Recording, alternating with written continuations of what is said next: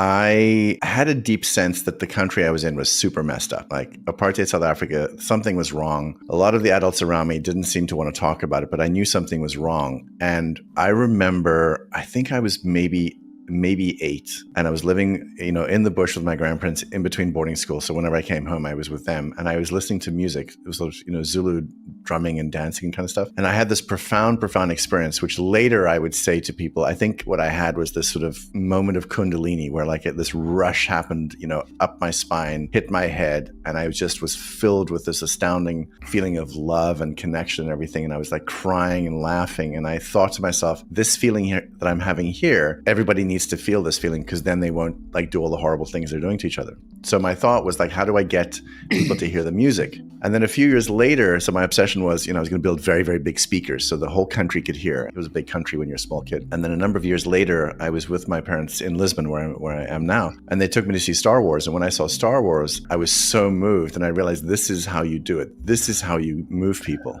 So the obsession started there. And then I went to drama school in South Africa because they had a film school as well. But my obsession was to be a cinematographer. But once I made the jump to Hollywood and I was shooting a lot of stuff, I started to realize like, you don't have that much control over stories as a cinematographer. Like I need to like make stuff, I need to direct. So that was the ultimate destination, is to get to the point that I could actually tell the stories I desperately wanted to tell.